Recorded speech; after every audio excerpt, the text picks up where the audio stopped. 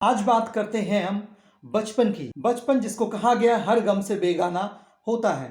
बचपन में दुनिया बड़ी ही प्यारी लगती है और चिंता, अरे भाई ये किस चिड़िया का नाम है। चलिए अब बात कर लेते हैं बहादुरी की, यानी ब्रेवरी की। क्या ब्रेवरी उम्र की मोहताज है? जी नहीं, बिल्कुल नहीं। एक बच्चा भी बहादुर हो सकता है और एक हट्टा कट्टा युवा भी डरपोक हो सकता है। तो आज की कहानी एक ऐसी ही बहादुर लड़की की है जो सिर्फ 8 साल की है, लेकिन उसकी जो एक्टिविटीज हैं वे कहीं से भी एक 8 साल के बच्चे जैसी नहीं है। Welcome back friends, let's begin the story. UP board, CBSE और प्रेजेंट में चल रहे केबीएस टीजीटी के लिए ये काफी इंपॉर्टेंट चैप्टर है। And the lesson's name is madam rides the bus and its author's name is Vallikkannan. What is that? This is called Vallikkannan और ये तमिल राइटर हैं, क्रिटिक हैं, जर्नलिस्ट हैं और ट्रांसलेटर भी हैं। इनका जो वास्तविक नाम है वो है R.S. कृष्णस्वामी और जो वली कन्नन है this is the pen name of mister R.S. Krishnaswamy. और एक बात और बता दूं आपको कि जो वली कन्नन है वो एक तमिल राइटर हैं और इस स्टोरी को इंग्लिश में ट्रांसलेट किया गया है K.S. सुंदरम के द्वारा। Okay guys, so let's begin the story with the same girl named Valliammai. क्या नाम है उसका? बली अमाई, जिसे प्यार से या कहें शॉर्ट में वली बोलते हैं। छोटी सी लड़की है, 8 साल की है और हर चीज के बारे में काफी क्यूरियस है। फेवरेट पास टाइम उसका जो है वो है अपने घर के दरवाजे पर खड़े होकर बाहर होने वाली सारी एक्टिविटीज को देखना। उसकी लोकेलिटी में उसकी उम्र के कोई प्लेमेट्स नहीं है, इसलिए ये काम उसका सबसे फेवरेट काम होता है। अपने दरवाजे पर जितनी भी चीजें देखती थी उसमें सबसे ज्यादा इंटरेस्टिंग और सबसे ज्यादा फैसिनेटिंग कोई काम था तो वो था वहां से निकलने वाली बस, जो कि उसके गांव से और नियरेस्ट टाउन के बीच में चला करती थी और हर घंटे पर वहां से उसकी गली से होकर निकलती थी। इंटरेस्टिंग बात यह थी कि हर बार जो पैसेंजर्स होते थे वो अलग अलग होते थे, इसलिए वली के लिए एक अनएंडिंग जॉय की तरह था। दिनों दिन वो बस को देखती रही और कहीं ना कहीं एक छोटी सी इच्छा उसके मन में भी आ गई कि मुझे भी इस बस की सवारी करनी है और ये इच्छा काफी स्ट्रांग हो गई। अगर उसका कोई दोस्त कभी बस की सवारी कर लेता था और उसके बारे में ज्यादा बातें करता था तो वो हमेशा जेलस फील करती थी और उससे हमेशा शाउट करके चिल्लाकर बोलती थी प्राउड प्राउड। उसको प्राउड का कोई मतलब पता नहीं था, लेकिन फिर भी वो एक डिसअप्रूवल का स्लैंग एक्सप्रेशन था और वो एक दूसरे से बोलते थे प्राउड प्राउड। काफी दिन गुजर गए। बली अपने पड़ोस के लोगों की, स्पेशली उन लोगों की जो उस बस में रेगुलर मोड पर सफर करते थे, उनकी बातों को सुनती थी, उनसे काफी इंपॉर्टेंट क्वेश्चंस भी पूछती थी और इस प्रकार से उसने उस बस की यात्रा के बारे में काफी इंफॉर्मेशन कलेक्ट कर ली थी। और इंफॉर्मेशन क्या थी कि जो टाउन था वो 6 माइल्स डिस्टेंस पर था और जो फेयर यानी कि किराया था वो 30 पैसे था, ओनली 30 पैसे। मतलब कि वैसे तो बहुत ज़्यादा नहीं था, लेकिन बली के लिए, स्पेशली एक 8 साल की लड़की के लिए किराया बहुत ज़्यादा था। और जो टाउन जाने में टाइम लगता था वो था 45 मिनट्स। अब उसने पूरा कैलकुलेशन करी, दोपहर की 1 बजे वाली बस पकड़ेगी, वो नियरली 2:45 पर अपने गांव वापस भी आ जाएगी। अल्टीमेटली उसका लकी डे आ गया जिस दिन उसको अपनी बस की यात्रा करनी थी। तो बस की यात्रा शुरू होती है एक छोटी सी आवाज से जो कि चीख रही थी stop the bus, stop the bus. और एक छोटा सा हाथ भी कमांडिंगली उठा हुआ था बस को रोकने के लिए।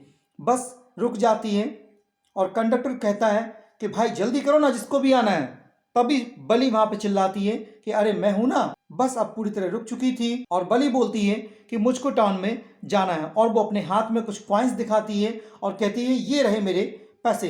लेकिन कंडक्टर कहता है कि अरे भाई बस पर आ तो जाओ, उसके बाद पैसे देना। और कंडक्टर हाथ बढ़ाकर उसकी हेल्प करने की कोशिश करता है, लेकिन बली हेल्प लेने से मना कर देती है क्योंकि वो कहती है कि मैं ये काम खुद से भी कर सकती हूँ। जो कंडक्टर है वो काफी जॉली नेचर का, मतलब कि काफी लाइट नेचर का बंदा है और वो कहता है कि अरे मैडम मुझसे गुस्सा ना हो, चलो चलो इनके लिए जगह करो, सब लोग हट जाओ और मैडम के लिए रास्ता बनाओ। जैसा कि मैं आपको पहले ही बता चुका हूँ कि दोपहर का समय था, तो बस में जो पैसेंजर्स की संख्या थी वो काफी कम थी और कंडक्टर की इस मजाकिया बात को सुनकर सभी लोग बली की तरफ देखकर हंसने लगे। बली भी शर्मा गई और वो सबकी नजरों को बचाकर जल्दी से अपनी सीट की तरफ बढ़ने लगी। और कंडक्टर ने फिर से उसी मजाकिया अंदाज में कहा कि मैडम क्या यात्रा शुरू की जाए, और उसने अपनी विसिल को 2 बार बजाया और बस आगे की तरफ बढ़ चली। ये एक बिल्कुल ही नई बस थी जिसमें व्हाइट और ग्रीन कलर की स्ट्राइप्स बनी थी और इसके अंदर के जो बार्स थे वो सिल्वर की तरह शाइन कर रहे थे और ठीक सामने इसमें एक ब्यूटीफुल क्लॉक लगी हुई थी और इसकी सीट्स काफ़ी सॉफ्ट और लग्जरियस थी।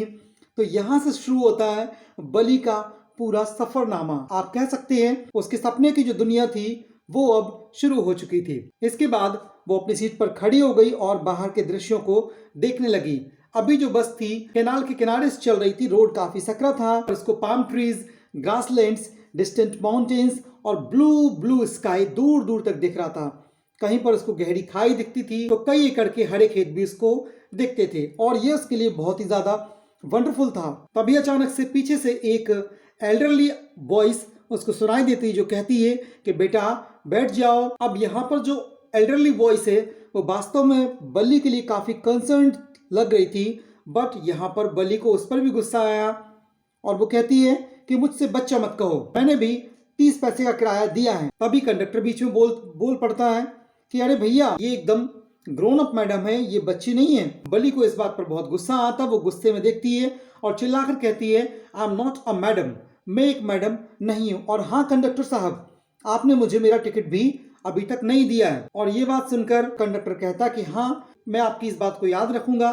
सभी लोग हंसने लगते हैं और बल्ली भी उनको लाफ्टर में ज्वाइन कर लेती है। इसके बाद कंडक्टर उसको एक टिकट देता है और कहता है कि मैडम जब आपने पूरे पैसे दिए हैं सीट पर बैठने के तो आप खड़ी क्यों हैं, प्लीज बैठ जाइए। लेकिन बल्ली का फिर से वही जवाब रहता है कि मेरा मन कर रहा है खड़े होने का, इसलिए मैं खड़ी हूँ। और हाँ मैं बच्ची नहीं हूँ, मुझे बार बार बच्ची मत कहो क्योंकि मैं 8 साल की हो चुकी हूँ। तो कंडक्टर कहता है कि अरे मैं कितना बेवकूफ़ हूँ, 8 साल। तभी बस रुकती है और कुछ पैसेंजर्स उस पर से उतरते हैं और कुछ उस पर चढ़ते हैं और बल्ली को लगता है कहीं मेरी सीट पर कोई ना बैठ जाए, तो वो चुपचाप से अपनी सीट पर बैठ जाती है। अब उसके बगल पर आकर एक एल्डरली वुमन बैठ जाती है और उससे दुनिया भर के सवाल करने लगती है। क्या तुम अकेली हो और तुमको कहाँ जाना है? क्या तुम अकेले ट्रैवल कर रही हो? क्या तुम्हारा अकेले ट्रैवल करना अच्छी बात है? जहां पर तुम जा रही हो क्या वहां का तुम्हें मकान नंबर पता है, गली नंबर पता है, और तुम टाउन में कहाँ जा रही हो? तो बली को ये सारे क्वेश्चंस बहुत ही बेकार लग रहे थे, उसको गुस्सा आ रहा था। स्पेशली उस लेडी के जो लुक्स थे वो बली को बिल्कुल अच्छे नहीं लगे थे क्योंकि उसके कानों में बड़े बड़े होल्स थे और जिसमें वो अगली ईयररिंग्स पहने हुई थी और साथ में वो सुपारी भी चबा रही थी जिसकी वजह से उसका जो जूस था वो उसके लिप्स के बाहर टपकने वाला था। तो इस प्रकार से बल्ली को लग रहा था कितनी डिस्गस्टिंग वोमेन है। और जब उसने दुनिया भर के क्वेश्चन बल्ली से किए तो बल्ली ने कहा कि आपको मेरे बारे में परेशान होने की जरूरत नहीं है, मैं अपना ध्यान खुद से रख सकती हूँ। और ऐसा कहकर बल्ली ने अपना फेस जो था वो विंडो की तरफ कर लिया और बाहर की तरफ देखने लगी।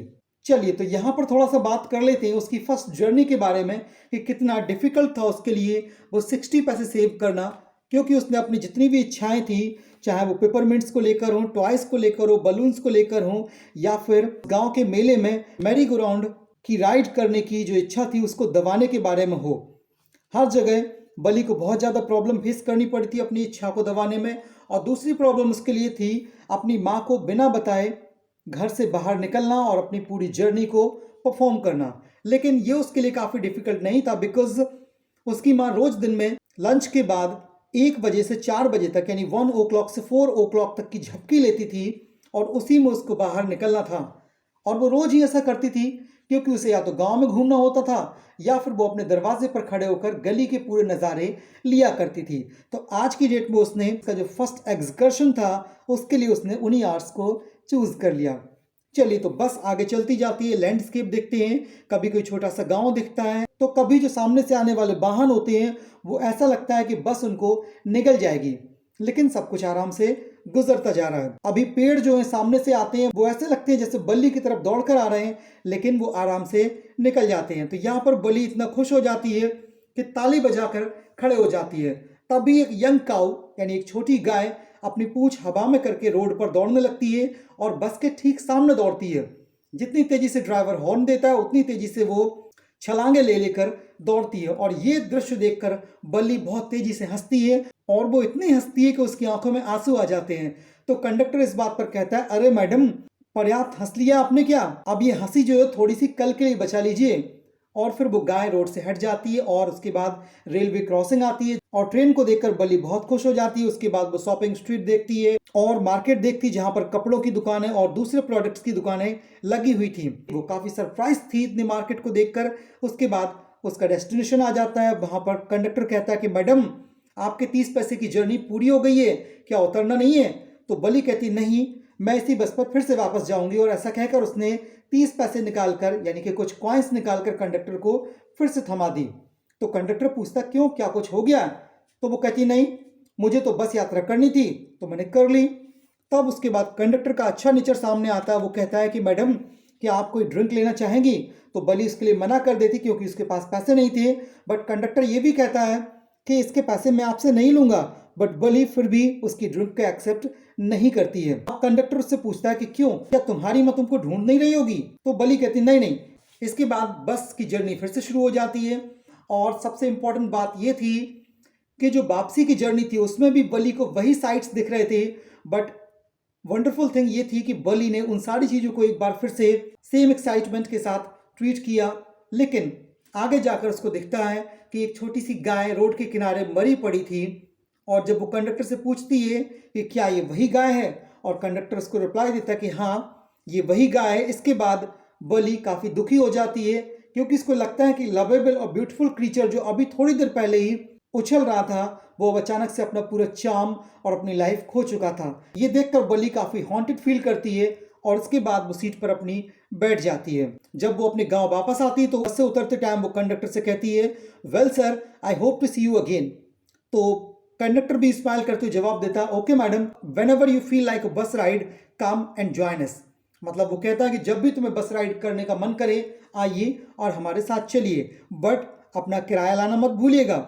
उसके बाद बली बस से कूद जाती है, उतर जाती है और चलते चलते अपने घर उछलते कूदते पहुंच जाती, जहां पर उसकी कोई साउथ स्ट्रीट में रहने वाली आंट उसकी माँ के साथ बैठकर बातें कर रही थी। और बली कहती है कि ये जो मेरी आंट है ना, ये चैटर बॉक्स हैं, ये बहुत ज़्यादा बातूनी हैं। और तभी जैसे ही बली घर में एंटर करती तो उसकी आंट पूछती कि बली तुम कहाँ थी? लेकिन बली ने कोई रिप्लाई नहीं दिया, सिर्फ एक स्माइल दी और आगे बढ़ गई। उसके बाद जो उसकी माँ और आंट बातें कर रही थी कि आजकल दुनिया बड़ी अजीब हो गई है, हमारे आसपास भी बहुत सी ऐसी चीज़ें हो जाती है जिनके बारे में हमको कुछ भी पता नहीं चलता है। और इस बात पर बली रिप्लाई देती कि हाँ हाँ आप लोग बिल्कुल सही कह रहे हैं। तो उसकी मदर को लगता है क्या क्या कह रहे हैं? तो बली कहती नहीं नहीं, मैं तो सिर्फ आपकी बात से अग्री कर रही हूँ कि आपने जो अभी कहा है ना कि दुनिया में हमारे आसपास बहुत सी चीज़ें ऐसी हो जाती हैं जिनके बारे में हमको पता नहीं चलता है। तो उसकी आंट कहती देखो तो ये जरा सी छोटी सी लड़की है लेकिन हमारी बातों में कैसे अपनी टांग अड़ा रही है जैसे कि एक बड़ी महिला हो। तो इस बात पर बली सिर्फ स्माइल करती है और वो नहीं चाहती थी कि उसकी स्माइल का मतलब उसकी माँ या उसकी आंट समझें, और इसका कोई चांस भी नहीं था। तो यहाँ पर ये स्टोरी खत्म होती है। कमेंट सेक्शन में आप ज़रूर बताइए कि आपको ये स्टोरी कैसी लगी। See you in the next video, till then stay happy, keep smiling, keep learning. Thanks for watching.